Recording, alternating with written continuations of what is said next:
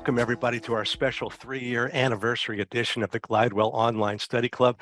And I have to say, Nicole, this online study club would not be what it is without you, because you are the one that scheduled all of our great clinical speakers, and you're the one that did all the goat herding of this group of experts. And I know that wasn't very easy. So we really do appreciate all that you've done. This online study club started back in March 2020 as an emergency response to the COVID epidemic or pandemic, as all of you as practicing dentists were told, and in some cases you were forced to close your offices and to institute some very extreme and severe measures to protect your patients and your staff. And those of us at Glidewell, well, our job is to support you. So my friends, if you're in trouble, we're in trouble. So with the cooperation of the whole team here, I put together this panel of experts, and we started doing webinars to provide immediate and current advice to help you get through these very strange times. We worked with this panel and other national experts like Gordon and Rella Christensen, and we started out as a daily webinar to keep you up to date on the changing situation. Well, now the world started to return to normal, or what passes for normal nowadays, and we shifted to a weekly webinar, and we developed the format that we've maintained for 168 webinars. We started with a quick visit with our business advisory panel for their latest updates, and then we move on to a clinical lecture. And your response has been very warm and very gratifying. We've had more than 30,000 dentists participate, with a total attendance of more than 131,000. And even better, the average weekly attendance has been growing to the point where it's far higher than it was even during the depths of the pandemic. So for today's special anniversary webinar, we have our regular business advisory panel, along with some special guests. And we're all here to discuss the future of private practice, what successful dentists need to know. And first, I'm going to go around real quickly and introduce the panel, and then we'll get started with each panelist presenting some key ideas. We'll try to take your questions as each panelist presents, so go ahead and put them in the Q&A box. And if there's any doubt, let me know who you want to answer that question, because we've got so many great experts here. So let's meet the panel, and I know you will kind of agree that we have a group of experts who, without question, can give you some great advice. First up, Gary Pritchard. Gary's a labor relations attorney, and he's been giving us wonderful information on a whole range of legal issues facing dentistry. Thanks, Gary. Next up, Dr. David Hochberg, a wise and experienced general practitioner from Atlanta, Georgia. And Dr. Roger Levin, the founder of the Levin Group and a highly respected practice consultant for practice management and practice growth. And we have Chuck Cohen, the managing director of Benco, the largest private distribution company in the dental industry. And we have Stephenie Goddard, the chief executive officer of Glidewell. And finally, we have Jim Glidewell, the founder and president of Glidewell, who started this dental laboratory 53 years ago and built it into the leader, not only the leader in the laboratory space, but also the leader in the development of materials and technology within the industry. So Jim, we're going to start this program with you and ask you just to say a few words to open our discussion on this 3rd anniversary webinar. Thank you, Dr. Park. It's just gratifying to be here. The webinar has been going on for 3 years. 3 years ago, on this 31st of March, I was in the Hoag Hospital with tubes down my chest from March 23rd to April 7th. And somehow I managed to pull through after the doctors and the nurses had basically said goodbye to me. I think that was on April 3rd. And somehow I woke up on April 4th still alive. 3 days later, I was able to leave the hospital. I lost 35 pounds, but during that time, you get in touch with yourself and you say, what have I left on the table? What's my, am I going to retire from this hospital bed and go to a beach and drink pina coladas? Or am I going to do something that really needs to be done? And I think all of you who know me well know I came back to work committed to doing more for dental technology. I felt there was a lot left to be done. And in the last 3 years, I've done everything I can, developing IO systems and new zirconias, worked more with lithium disilicates, and all of the research that our company puts together here has been very, very rewarding. This webinar occurs, every week, which is amazing because I know our people just got back from Chicago for the midwinter. That happens once a year. Information shouldn't be doled out once a year. It should be doled out once a week, because in those times, we need to get our information in what I call constant changing. Oh, did I say constant changes? There's that book. What a cheap plug for a book. Okay. Amazingly, I'm so proud of this book because it was a bestseller at one time. It sold 70,000 copies in 1 week. I bought them. Okay. It was me that bought the 70,000 copies. If all of you have a book now, it's probably because I bought it. But I've been very, very happy with what we've done the last 3 years, and I hope to be here 3 more years from now. And with that, Dr. Park, it's all yours. Thank you all. Well, thanks, so very Jim. much. And of course, we're all delighted Thank that you you. made such an amazing recovery from being so very ill. And yeah, I think all of us, Stephenie can back me up on this. I think all of us have noticed that as you've come back to work in this post-COVID world, you definitely have a sense of urgency of getting some things done, and it's pretty exciting to be here and to work with you on that. And I think all of us understand that time is a finite experience. It's 650,000 hours, age 77. It's how long I've been around. And I don't know how many more years. I'll be 78 here in a couple of months. And I hope to be here when I'm 85 talking to you guys too. I really do. I have no place to go but to work every day. Thank you so very much. Well, we're glad that you're planning on doing that.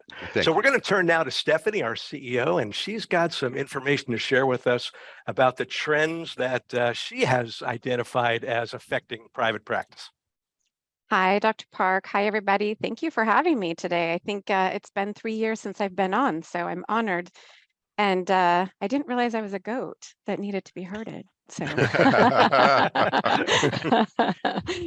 I'll take it. Let me just share my screen and make sure everybody can see it. Does it say digital dentistry? Yes, That's it does. perfect. It does. It's perfect. There. Yep.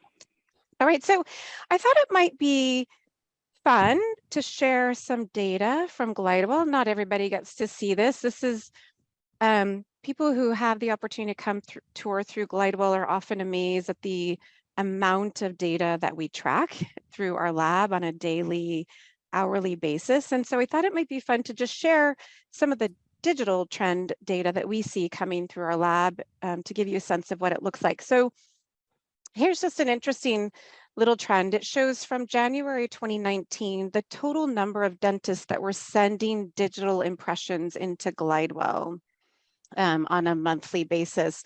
So you can see back in 2019, if I took this all the way back to sort of the beginning of digital dentistry, it goes down to about 500, and this really interesting ski slope, but I thought easier to read just starting in 2019. So you can see in January, we're 4,800 digital dentists sending crowns, sending primarily crowns, but that's growing into other products today, into our lab.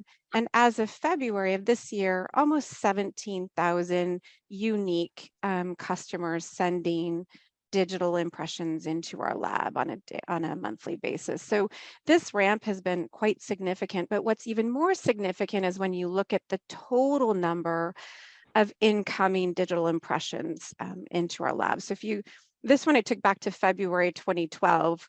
So you can see barely even 100 incoming digital impressions, but as of the end of this year, 131,000, almost 132,000 incoming digital impressions in just a single month. So you can see that while there might be 17,000 digital doctors sending us cases, obviously the number of units they send us is much greater. And so once you start to take digital impressions, they start to send us more products, not just crown and bridge, implants, sleep devices, digital dentures is a growing area in our field, obviously. And this is just, I thought, a fun little slide. This just shows intraoral scanner growth versus PVS impression growth in our lab. And so this is just same month over last year. And I sort of blocked out the scanner names, but you can see one of the scanner competitors, their growth into our lab is a 92% growth, same month last year. So every scanner out there on the market is growing at some capacity and some level, which is fantastic news. But what you see is conventional impressions, those PVS impressions are actually down 19% in our lab.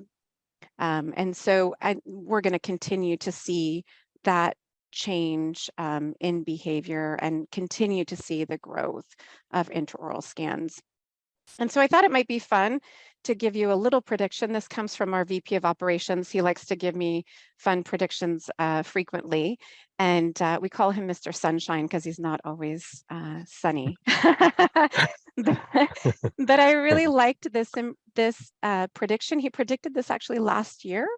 And this is what we are predicting to be that crossover point where we are predicting in July of this year, this summer, that we will have more digital impressions coming into our lab than PVS impressions. And so to give you a sort of general idea, we get over 100,000 units a week into our lab. So you can kind of figure that out.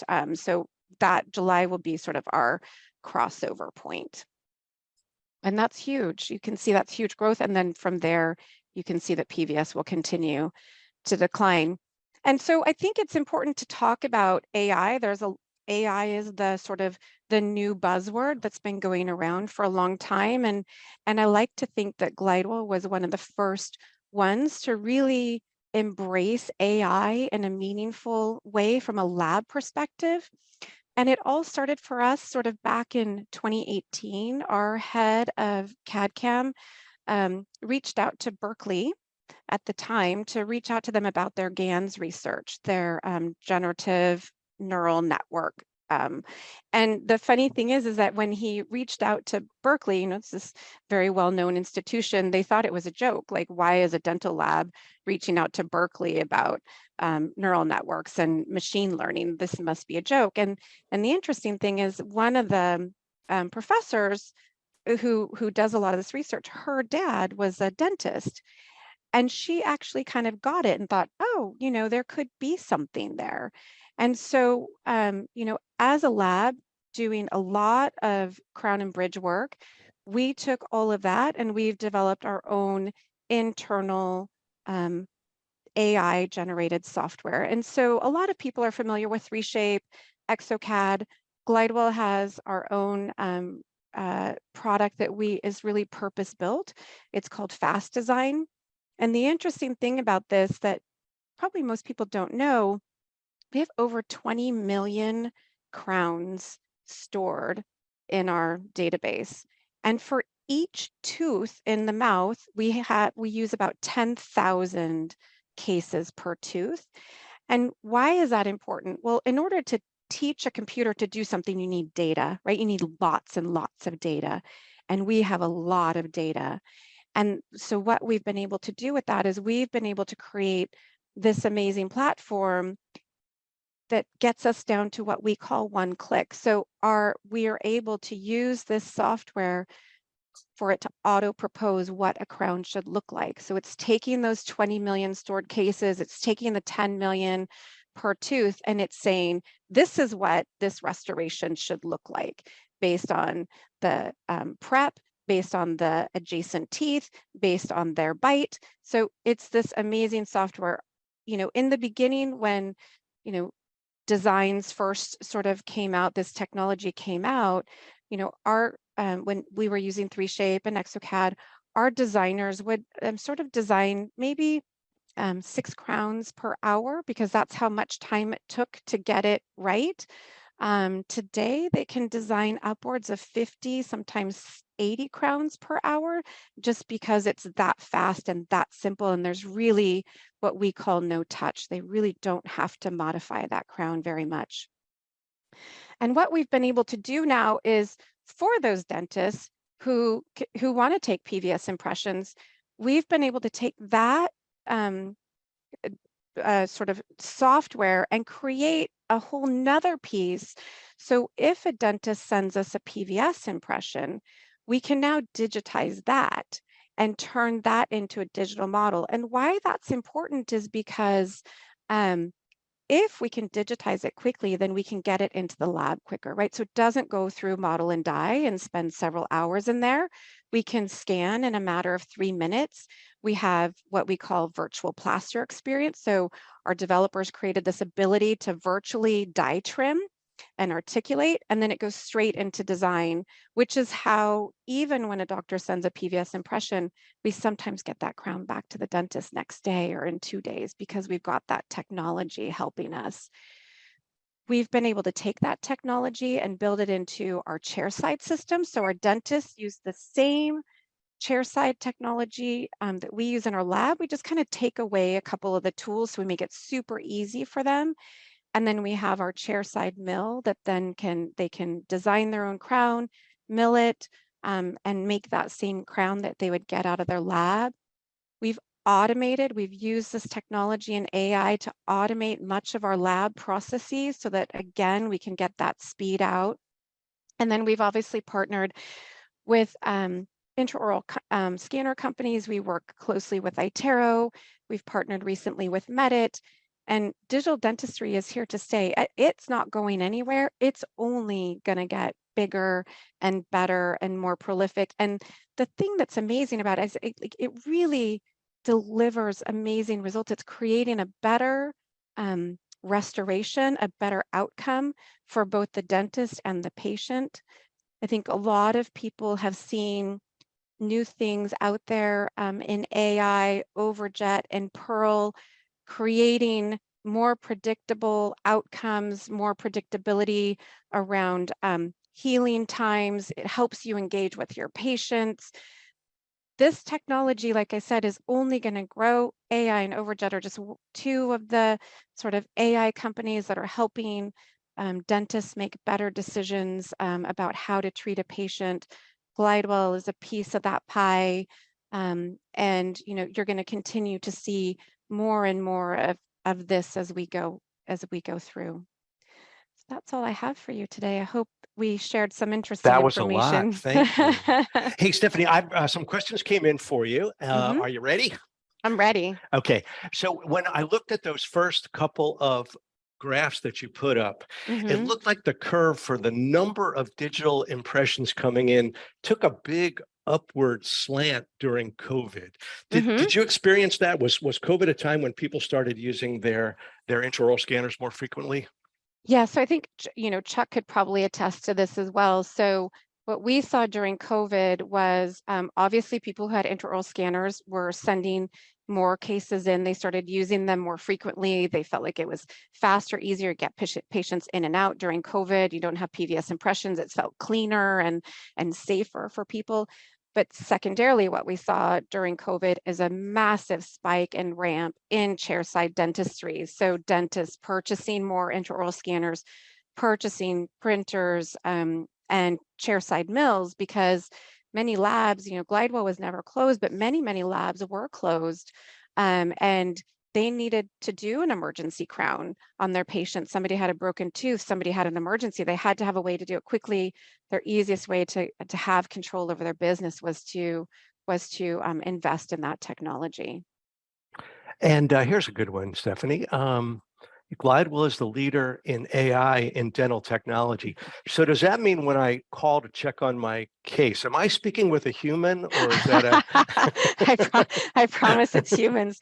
No chatbots. We're not allowed. We don't we don't like that. We still have a few humans walking around here. That's Yeah. good to know. That's good to know. Well, thank you. We're going to move on to Chuck Cohen from Benco. And Chuck, you've got some ideas to share with us about developing a strategy to be a successful practitioner. Absolutely. So thank you. And thank you, Stephenie, for sharing that stuff too. And I'll just chime in a little bit to what Stephenie said, which is we are also starting to see lots of dentists buy second and third cameras for their offices, especially as the price of the IO scanners are coming down. Used to have one. Now people are having multiple for their office. That said, if you can share my slide, that'd be great. First off, like everybody else, flattered to be here, glad to be invited. And thank you very much for having me. It's an esteemed panel. I'm not quite sure how I got invited. The thought that I wanted to share with everybody is the importance of an articulated practice strategy. And I think the key word here is articulated. My experience is that almost every dentist has a strategy, right? Everybody has a strategy. The successful dental practitioners, the successful offices share that strategy by articulating it with their team. They get their team engaged in their strategy. And I'd like to share a few ideas around that, because when the question became like, how do we make sure that independent dental practices are continue to be successful far into the future? I really think a lot of it starts with the articulated practice strategy. So, the problem is dental practices without a clear strategy and direction are going to underperform their peers financially and operationally. So just a quick level set, practice strategy is different than a mission. That says who we are, or a vision, what we believe or where we're going. Those mission and vision tend to be evergreen. They don't really change. But a practice strategy changes with conditions and really articulates these very important words: how the practice is going to win. It's got to be authentic and realistic. And I'm not biased as to what the strategy should be. I know successful dental practices that are really focused only on doing Medicaid dentistry. I know others that are only focused on higher end practice dentistry. Others who say, I want to be the best family practice in my community. I'm frankly indifferent as to what the strategy is, but I'm not indifferent on articulating that strategy. Whatever the strategy is, what is it? You gotta get out to your team and find out, and it should illustrate how you're going to win as a practice. And it's got to be authentic and realistic. So a couple of ideas to get that done. The first one is, with your team, complete an honest SWOT analysis: strengths, weaknesses, opportunities, and threats. Figure out how to leverage the strengths of your practice and maximize the opportunities, right? That's the first step in any strategic planning process. This is pretty simple, but most practitioners don't know how to do it, right? Number one, and get your team involved in that. Number two, ask some trusted patients for their feedback on what do they agree that what you think the strengths of the practice are what they think the strengths of the practice are. Do they think it's, your customer service, your location, your number of hours open, the quality of your care, whatever it is you feel are the strengths? Ask patients to make sure, to level set, to make sure that they agree, yeah, you're seeing things right. Number three, with the team, wordsmith a strategy that starts with these 4 words: we will win by. We will win by being our city's most progressive dental practice. We will win by being the best family-oriented practice. We will win by being the most convenient practice. We will win by serving the patients that others don't wish to serve.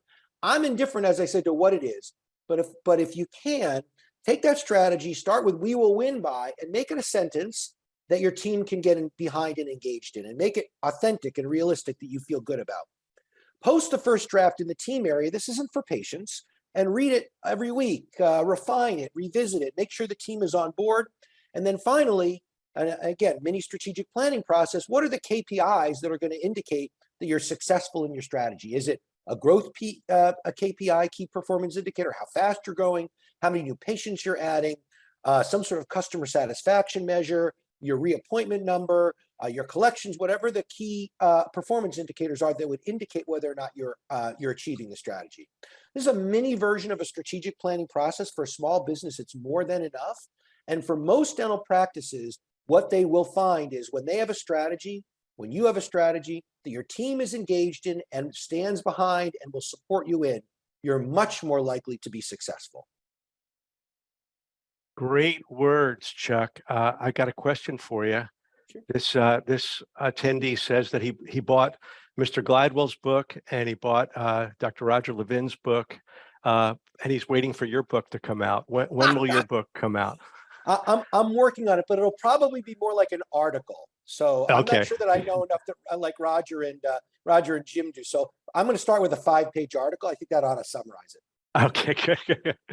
So as you talked about strategy, that made me think of our next speaker, Dr. Roger Levin, because he's all about strategy. And Roger, I understand you're going to talk to us a little bit about production strategies going forward. I think you're still on mute, Roger.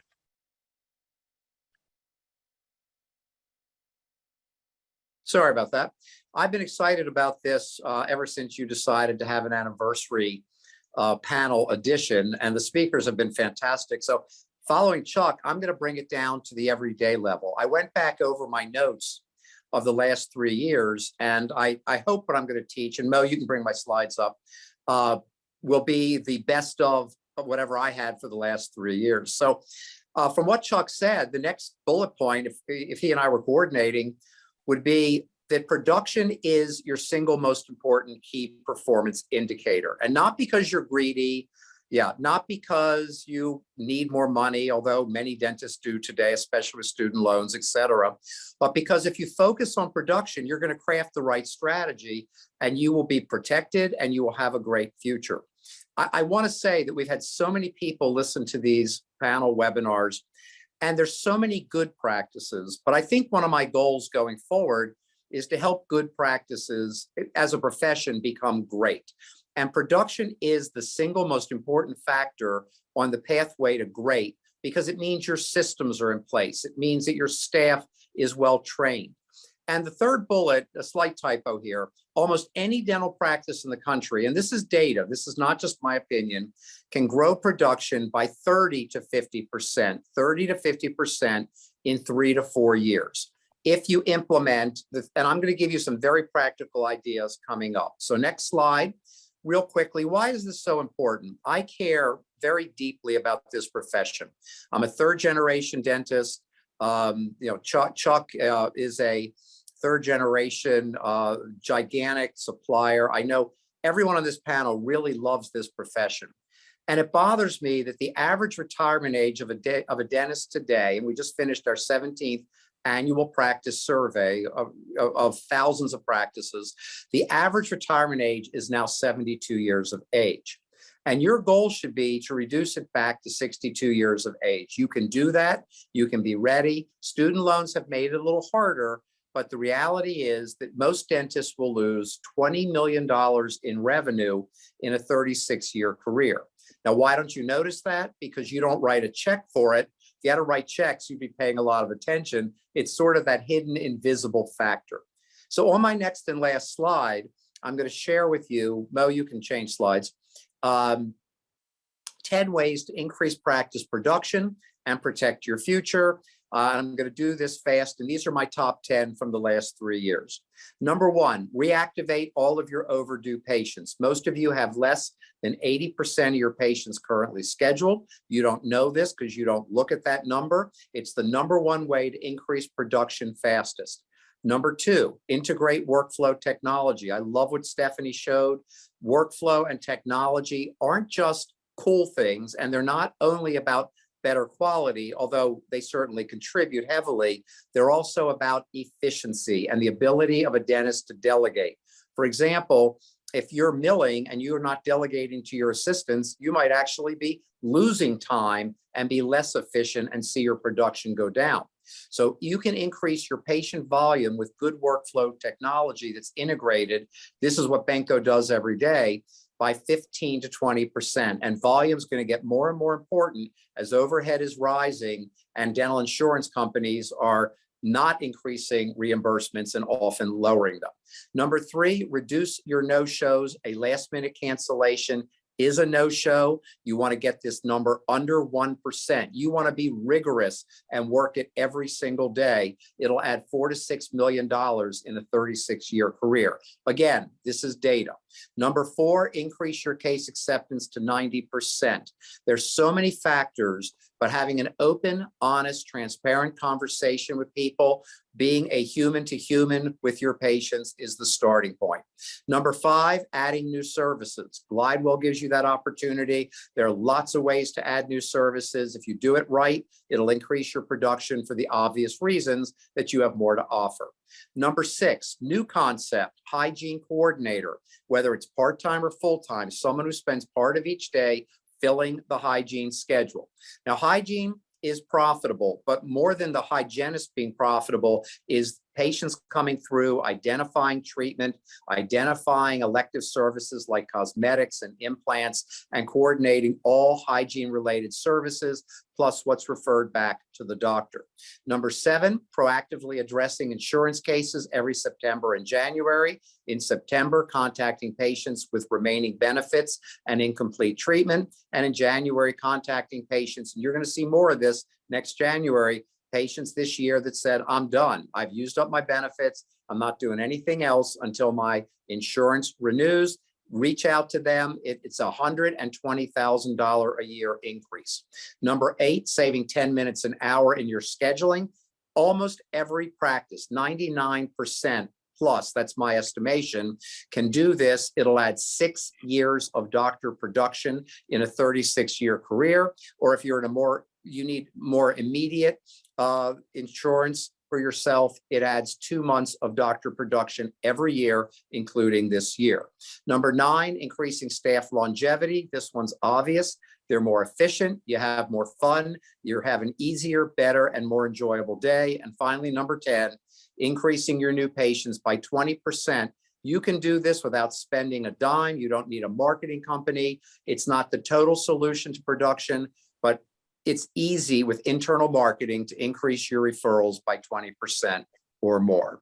And I hope this helps somebody. I hope it'll get production up. And following Chuck, I brought this down to the granular level. And Chuck, everything you said, I agree with. And I love vision, mission, and SWOT analysis. Fantastic. And I can't wait to hear David and Gary. Great stuff. Great stuff, Roger. You know, I noticed in the 10 ways to increase production, none of these methods would hurt profitability. And, you know, when you start and you say, well, production is the key statistic that you have to watch, you know, you don't want to be too top line focused. You know, there's lots of ways that increase production that might hurt your profitability, but the methods you talk about protect that. Yes, because I gave a webinar last week explaining that this is the first time in dental history that production has kind of remained fairly stable in our 2022 study, but overhead is up about 8.2%, partly because of staff compensation up 10%, and then inflation. So what you want to do, you can lower production with good overhead control strategies, but only a small 3, 4, 5, 6%. So you've got to grow production to lower the overhead percentage. And I will always only give production strategies in my life from me that where you're not buying your growth. If you can't increase profitability, you probably shouldn't be doing that particular strategy. Great, great. Chuck, can I get you to comment on costs? You know, we know like during the pandemic, there were huge increases in the cost of PPE. Those things have come down, but you know, with this national inflation rate of somewhere in the 9% range, what's been happening to the cost of dental equipment and dental supplies? So good question. So the equipment's gone up slightly. On the merchandise or consumable side, what we've seen is that the deflation of the PPE, the price is coming down dramatically, and the increasing of the non-PPE are basically averaging out. So compared to pre-pandemic, it is true that the prices are slightly higher than they were, like they are for everything across the country. Like slightly, what would slightly be? 1, 2, 3%, something like that. But compared to last year, what we're seeing, it shouldn't be this. I mean, this is the new normal, basically. Where we are now is the new normal. One price coming down, one price going up. So I think where you are now is where you're going to stay. I couldn't agree more with Roger. I just wanted to add one more thing to it, one more idea, which is you got to raise your fees too. You got to raise your fees. Not only do you have to get production up, which is actually a units issue, but every dentist should be thinking about how they're going to raise their fees in order to go forward. In an inflationary world, you got to increase your prices. No doubt about it. Great, great. Okay, let's move on to Dr. David Hochberg. David, you've been in private practice for over 40 years. I think you probably have some wisdom you could share with our group about the career path we have a lot of young doctors that attend our webinar, and I know you have some wisdom to share with them.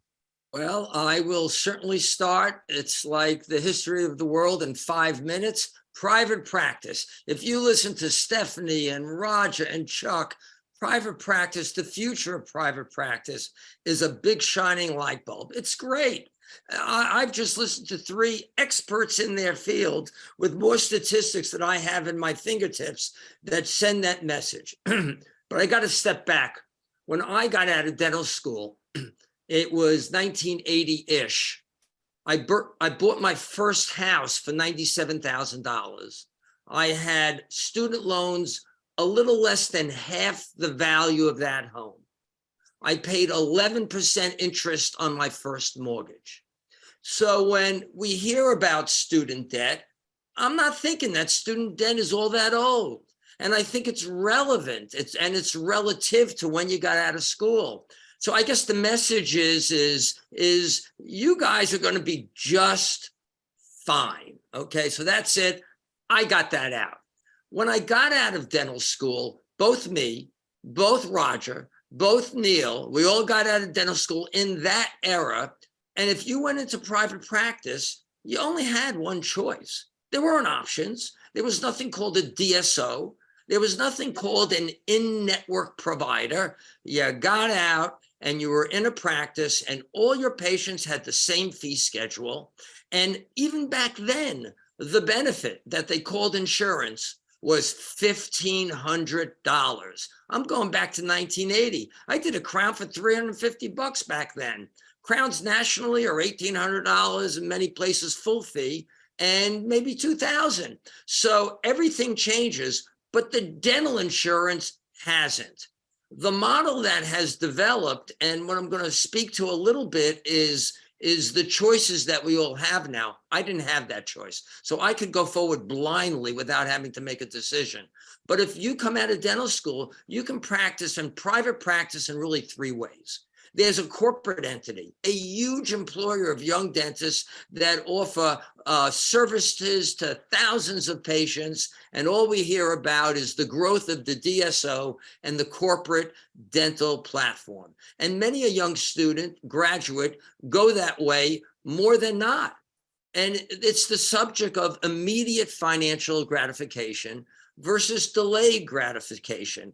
Please know that you'll be satisfied immediately, but you will peak and you'll be done.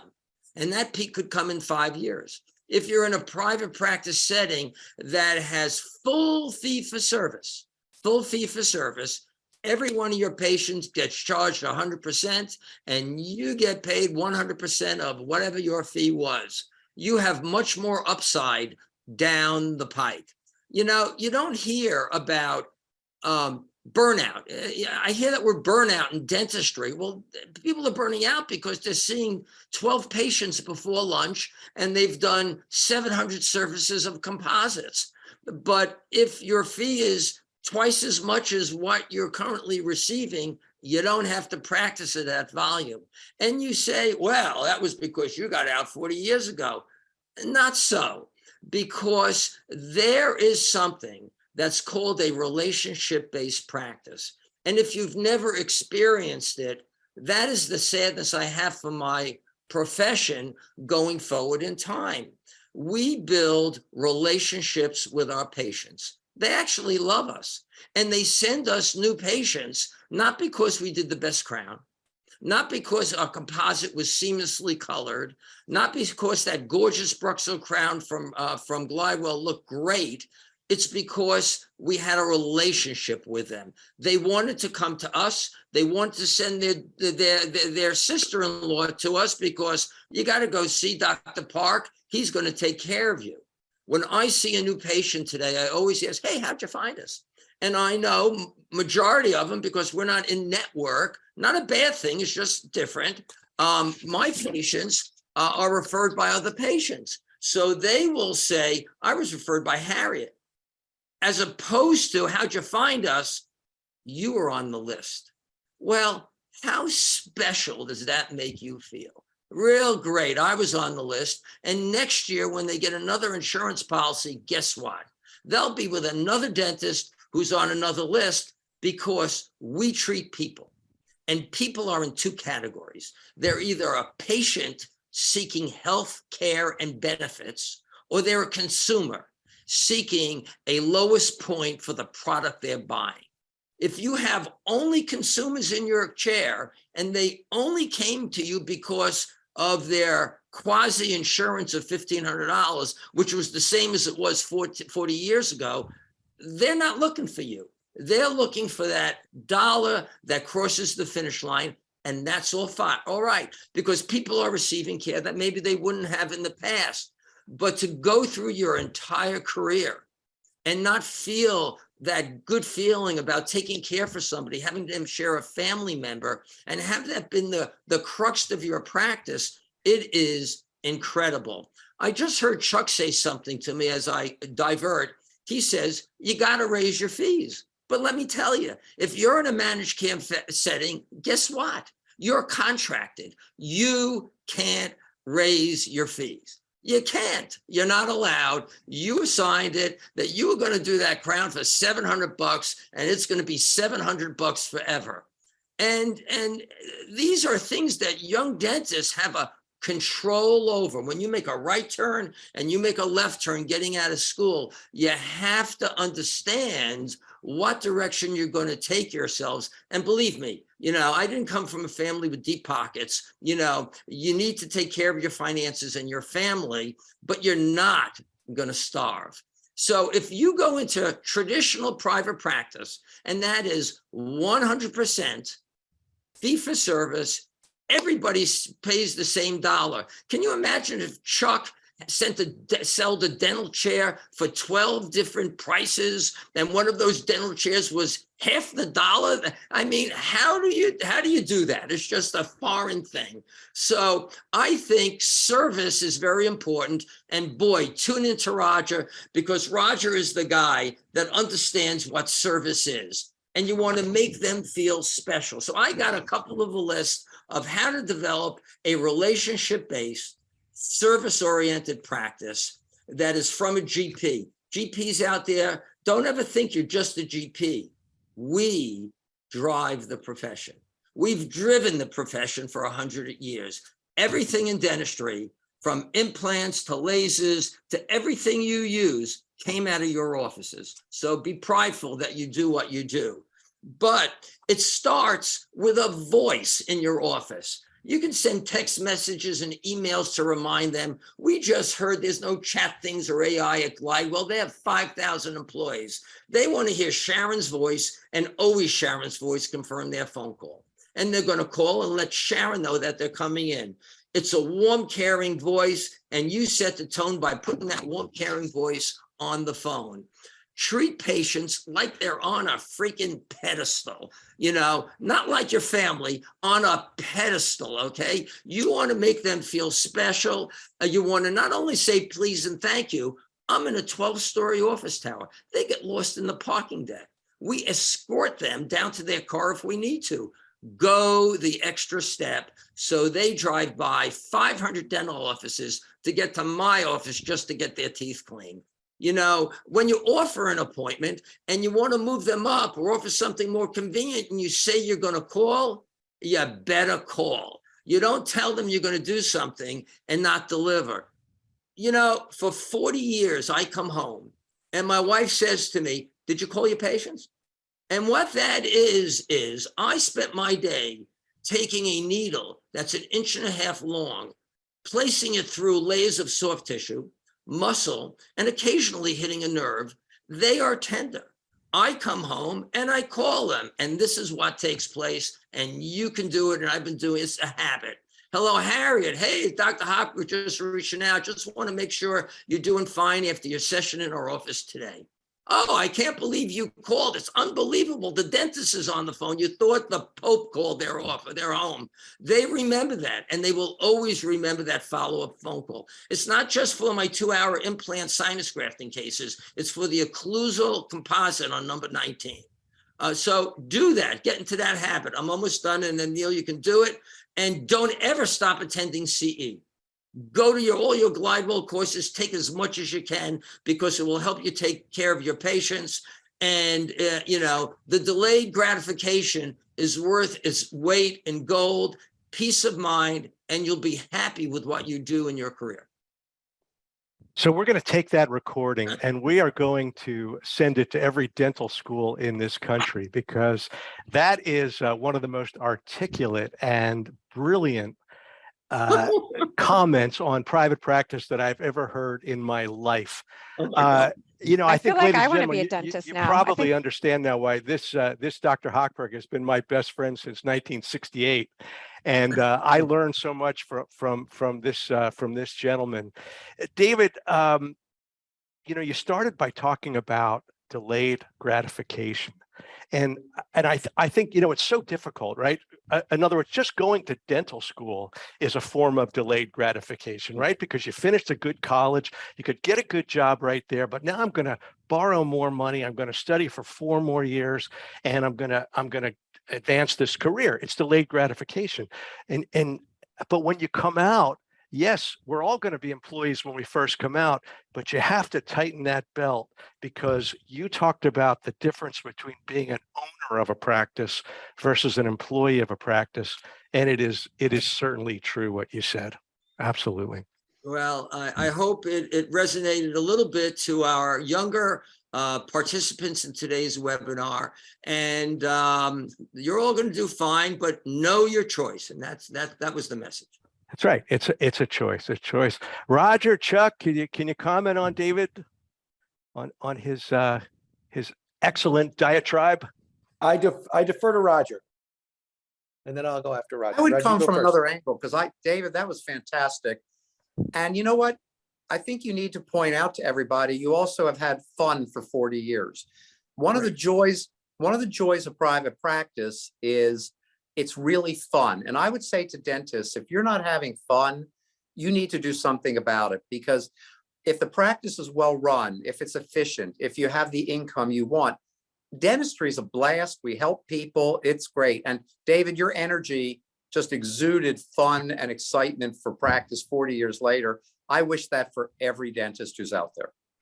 So do I. Absolutely. And- You know, and I think just, you know, talking about one thing that you do, which has been a consistent thing your entire career, is you call every patient that night and talk to them and reassure them. And I guarantee you that prevents a lot of emergency calls, right? Because you preempted that emergency call. And I mean, I'll speak for myself. When I went into practice, I planned to do that, and I did it now and then, but I did not do it consistently for 40 years the way you did. I just think it's amazing. So thank you for sharing that with us. We're going to move to Gary Pritchard, our labor relations attorney. And Gary, you have something that really is very important for the future of private practice when you're talking about these non-compete kind of arrangements. That's right. That's right. You know, first I wanted to say I wish that Dr. Hochberg were my dentist. I felt just inspired to say that. And to Dr. Levin, I've had fun every Friday for the last 3 years. It's just been fun showing up on this show. So as much as I enjoyed Donut Day at Glidewell and Payday at Glidewell, this has been really fun. Thanks for having me.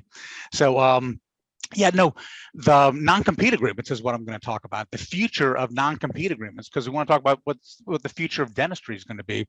Well, earlier this year, the Federal Trade Commission, that's the FTC, issued a proposed rule, and that's how they make regulations. They propose a rule, but that rule would do away with non-compete agreements, both prohibiting employers from entering into non-compete agreements with their workers, but also reach into those contracts that you already have with your existing employees or even your past employees that may be out there not competing against you, and destroy those non-compete agreements, take away that non-compete agreement. So allowing somebody that you had entered into a non-compete agreement with at first to then start competing against you, because that would take away that non-compete agreement. So this is really going to affect the FTC itself. Thinks that this may affect as many as 30 million people in the workforce that are working under non-compete agreements. And I think this is heavily weighted to the healthcare industry, dentistry, and the medical profession. You know, I don't think there's one DSO that doesn't require a non-compete agreement. I don't think there's one new dentist coming out of dental school that doesn't enter into a non-compete agreement with as a young associate with somebody. I don't think that that there's any practice that doesn't get purchased where you'd be crazy if you didn't enter into a non-compete agreement with the person you're just buying that practice from. You don't want them setting up right across the street. So so this is really will have a dramatic impact on dentistry, I believe. Gary, Yeah. you know, as I understand it, the FTC took up this question because non-competes were being asked of occupations that you would never imagine, Right, like sandwich shops, food servers and Subway hairdressers, things Subway like sandwich that. couldn't go over to Jimmy John's. Right, that didn't make Yep. any sense. I mean, Yep. there is some logic to a non-compete. You know, if you've got a private practice and you've got somebody working for you. Oh, absolutely, and so this rule doesn't have any doesn't distinguish between those lower level lower employees and executive employees whatsoever. At the current time, the rule doesn't make any difference with that. Next slide, please. So the FTC has a couple different exceptions in here. One is the sale of a business who owns at least 25 by the person who owns at least 25% of that business. So but again, a $1 billion business, you own 25%, you have $250 million when you get sold out. If it's a $100,000 business that gets sold and you own 25%, it's $25,000. So but this person would be exempted. So if you're going to buy a practice and you're a person that owns a quarter of that practice, you could still be or less than a quarter of the practice, you could be accepted from the FTC ban. Also would have no effect on non-solicitation agreements. This is for patients or employees. So some people use the non-compete agreement to subsume the solicitation agreements. So you can't take my patients, you can't take my employees. Well, if you can't work within a 30-mile radius, then you also don't have to worry about the non-solicitation agreements with the patients or employees. But you might want to now look into those non-solicitation agreements because they're not going to be affected by the FTC ban. And also the trade secrets are not, there'll be no effect on the trade secret provision. So you can have non-disclosure agreements, non-disclosure of your trade secrets won't be affected by the FTC ban either. Next slide, Mo. So when is this going to happen? So in about 20 days, we're going to have the end of the comment period. So right now you can write comments, you can get online and go in and put a comment into the FTC about their rule. And then the publication date for that rule will happen sometime after that 20 days. Now this period of time is unknown, but it can be just the next day when they could publish the final rule. So they're already crafting this. And this ban for non-compete agreements, this has been in the works for some time, you know, so this isn't something that people are just now thinking about. So then 60 days after the publication of the rule, there will be a final rule will be published, and that's when the rule becomes effective. But then there's going to be another 180 days, another 6 months until the compliance date will occur. Theoretically, this ban could be in effect before the end of 2023. So that's why I want to bring it to everybody's attention. So it's probably coming. Next slide, please, Mo. So there's some things that might intervene and might happen in the meantime. And Congress, the federal government has an act that's out there called the Workforce Mobility Act. This has been proposed about 4 different times before, but it would do away with non-compete agreements. The difference in this act would be that it wouldn't reach into the existing contracts and disrupt existing contracts. It would just say, hey, going forward, we're not going to allow you to enter into non-compete agreements. And also, I think I should mention, Doc, that in California, Oklahoma, I think North Dakota, you can't enter into non-compete agreements anyway. So that's just another thing to think about out there. So if you're in California, we're already operating under this. Also, there's about 24 states right now that are considering something to do with bringing some kind of legislation to ban or restrict these non-compete agreements. So there's states working on this right now, the federal government's working on this right now, and then the regulatory body, the FTC, is also working on this. Well, also the FTC could change their proposed rule. They could make some carve-outs or some exceptions in the proposed rule. They could drop the provision where they reach in and rewrite the contracts. The people that I speak to that follow this very, very closely are saying that they don't see this rule being rewritten at all. They don't see there being any time between the end of the comment period and publishing this rule, making it a final rule. They think it's going to go into effect just as it is, and at the earliest time possible. So that would be April 19th. So there could also be, and there also are expected to be, numerous legal challenges to this. So people will file lawsuits, try to enjoin the regulation from taking effect, bringing unconstitutional challenges to the proposed rule, and see if they can block it that way. So we can expect that to go on. And that's always just a race to see when you can get it, how quickly you can get it to the Supreme Court to make a final decision on that. But this could tie it up for years, and it could tie it up long enough for Congress or your state to pass its own version of some non-compete rule. Next slide, please, Mo. So what should you do? You should monitor the status of this rule by tuning into this webinar on Fridays, because I'll keep you updated on it. You should audit your own agreements. So if you're operating under a non-compete agreement, or if you have issued a non-compete agreement, maybe you want to consider beefing up your non-solicitation language or your theft of trade secret language, which will be left largely unchanged unless they act as a de facto non-compete agreement. So so we have to watch out for not making it too overbroad. And it's important, of course, to get state-specific lawyer input on this, because with all of the new bills pending in state legislatures, you don't want to try to go out and do something yourself or operate off of what I'm talking about on Friday. Yes. Gary, there's two instances in dentistry where non-competes really come into play. So if I buy Dr. Hochberg's practice, I don't want Dr. Hochberg to now set up a practice on my street or half a mile away.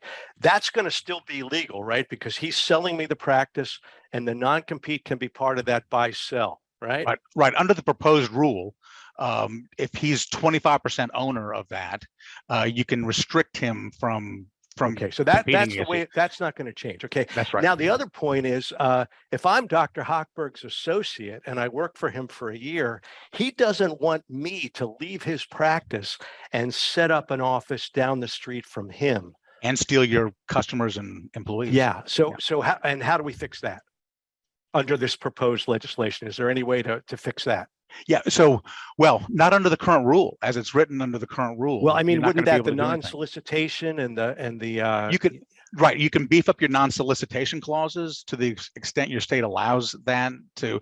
But if your non-solicitation clause is so strong and so overbroad that he can't actually compete against you, and so it operates as a non-compete agreement, that's what you have to worry about, and that's why you need a lawyer to help you navigate that.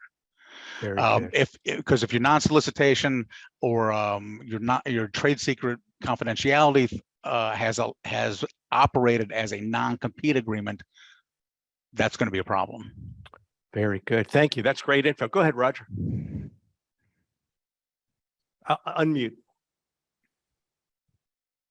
I don't usually mute. So this is really big.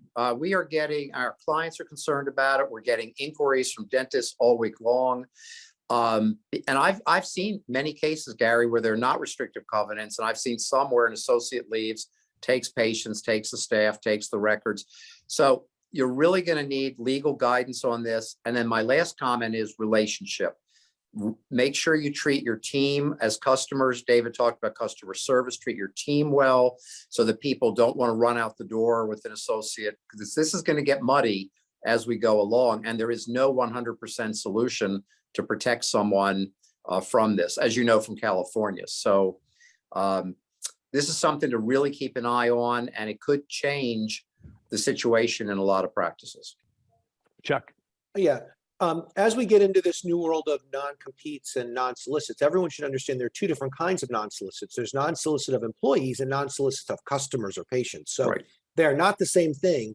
And I can't echo enough what Gary said. Get a really good local lawyer who's not just your buddy who's a lawyer, but who understands the ins and outs of non-competes. That's really the secret, is to get somebody who knows what they're doing.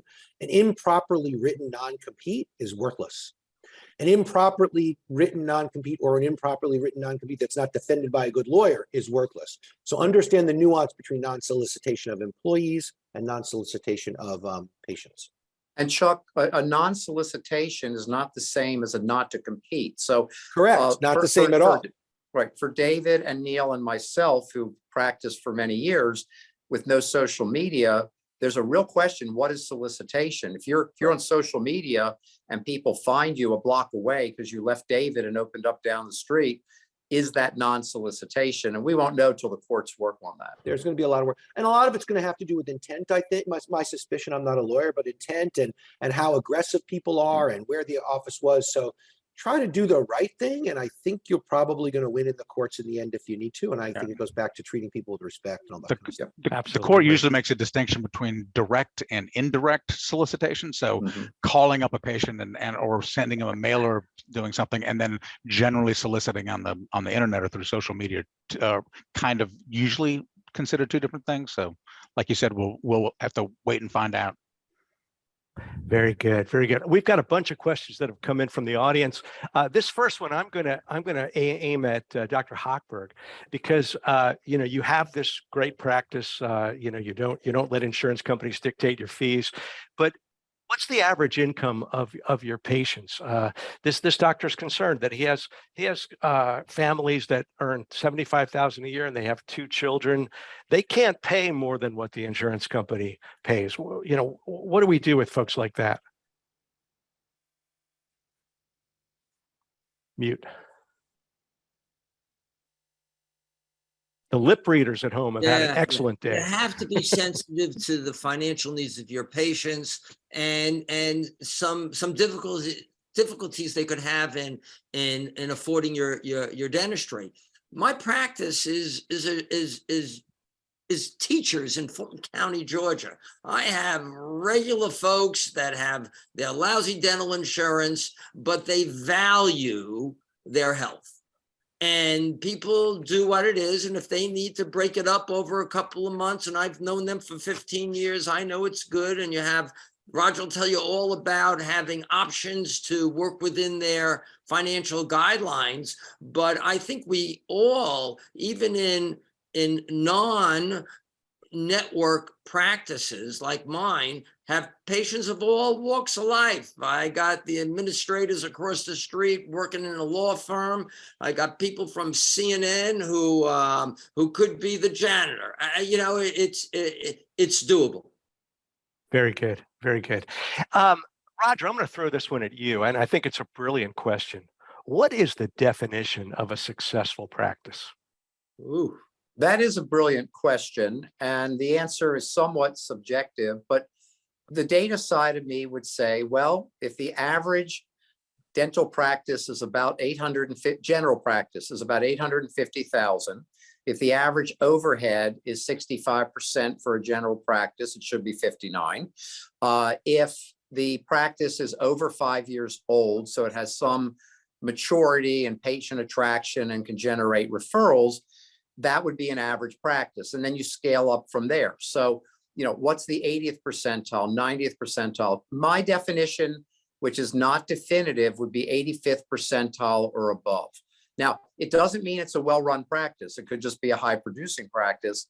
But overall, the better the systems and operations, the more likely that practice will be to hit the 85th percentile and above. That would be my data answer. The other answer is it's growing every year in production, because and the final point is if your growth is slowing down, if you've been averaging 8% year after year and now you're at 3%, you're actually in the first stage of decline. It just doesn't feel bad because you grew 3%, but that's when you need to start paying attention and asking, as Chuck said, what are the strategies I'm going to employ in order to get myself back to that 8% annual growth? So anybody can have a down year, but if you have more than one here or there, pay attention. And that would be my answer of a great practice. Great. Successful. That was the word, successful. Excuse me, successful practice. Because you could say it's successful if you're meeting your own personal goals. If you're fulfilled and satisfied and can make a living, for you, it might be a successful practice. So there's different ways to look at it. I would agree with that. Stephenie, you're not off the hook. I've got the toughest question of them all for you, and I will help you. Okay. Oh, okay. Okay. So they want to know what progress is being made with the digital workflow for full arch zirconia implant bridges. Oh, so a lot. Yeah. So, yeah, I mean, I think, everyone's getting into digital dentistry, obviously. So then we want to take it to sort of the extreme of, let's take it to the hardest cases we can possibly go to, which, there's, That's there's it. and, in Glidewell in particular, we were launching an all new portal that helps sort of with that digital workflow, right? So uploading your CBCTs, uploading your intraoral scans, having all of that data together, creating with our call center, guided surgery templates if they want them or need them. But, the issue with digital dentistry, it doesn't solve everything, right? You can't stop having conversations on complex cases just because we now have an intraoral scanner, we have technology to help us. There's still some phone calls, some hand holding, some things that have to be done. What we've talked about a lot here at the lab is you can't digitize a process unless you've got the analog process nailed down. And that's when you talk about full arch bridges, I mean, I would say that these full arch implant bridges, the manufacturing of them is 100% digital. Yeah. Where it's analog is in the doctor's office, right? When the doctor has to do a wax rim, when the doctor has to capture, and do a jig, a verification jig, those are the analog processes. So the holdup, I'm going to bail out here. The holdup is not at the lab. The holdup is in the clinical procedure, and I think a lot of the times where we have remakes or we have challenges is in that analog part of the dental office. Yeah, and I would just say one other little thing is, we think that because now when you scan, the scans are sort of the size of your head and you can see it on your screen and you think, oh, my scan is perfect. What we see here is a lot of really bad scans still. So, there's those sales reps that tell you, oh, just use the fill-in feature. Don't ever use the fill-in feature. Never use the Please, fill-in, right? never, ever, never, ever, ever use it. Throw that teaching lesson away. You will always miss something if you do fill in because it automatically creates what it thinks should be there. And that most of the time it's wrong. Always check your scan on the digital version, on the model version. Don't always look at the pink tissue version on your screen. Always look at that stone model version because that's where you'll have more clarity on what the lab is going to actually see and build your prosthesis off of. Very good. So I want to finish with a couple of points. First of all, I want to read one of the comments from our attendees. Dear panel members, I joined Glidewell Study Club a few months ago, referred by my colleague. Now noon every Friday with you has become a routine habit.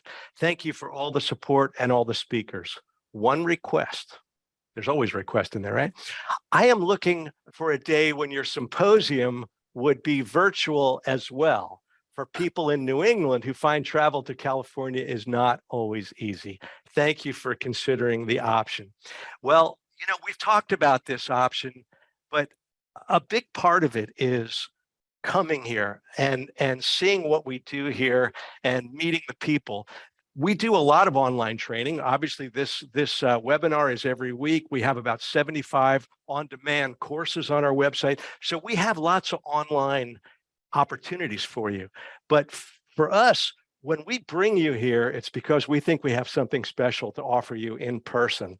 And for those of us that were at the program last weekend, I hope you agree that it was something special that they'll get when they come on here. And then I want to finish with a story. So we did our first webinar 3 years ago in March, and I called Roger and Gary, and then I had been referred to Brad, who was unable to make it today because he's ill. And we had a really good webinar talking about some good advice. And then I got a call from my old buddy, Dr. David Hochberg. And he essentially said to me, that was a really good webinar, but what you're missing is me. And he was 100% right. I invited him, and he has added a wonderful perspective, as have all of you. Roger, thank you so much for the incredible advice that you give just routinely. Gary, I think you've kept all of us out of jail on so many occasions. Chuck, thank you for the perspective that you bring with the wonderful company that you run. You and I have talked about your management philosophy. Your management spends time in dentist offices to help them understand what goes on, and I think it really, really shows. When we redid our clinic here with Benco, we just were delighted with the results that we got. And Stephenie, I've worked for several CEOs in my tenure in the industry, and you are my favorite. So thank you for all that you do. Thanks for your leadership here. And thanks for your support for all the educational programs that we do. And thanks to this audience, because we wouldn't be doing this without this very, very loyal audience. We had about 700 today. We really, really appreciate that. And we'll return to our regular format next week. We'll have the business advisory panel to weigh in for a few minutes. And then we'll have a clinical lecture from Dr. Randy Resnick. And it's a great one, 10 do's and don'ts for avoiding complications in implant dentistry. So you won't want to miss that. So let's meet back here, same time next week. Thanks to all of you, panel, and thanks to all of you out there that have made this so successful. Thanks, everybody. Have a great week. Thank you. Bye-bye. Thank Bye-bye. you. Thank you, everybody. Bye-bye. Bye-bye.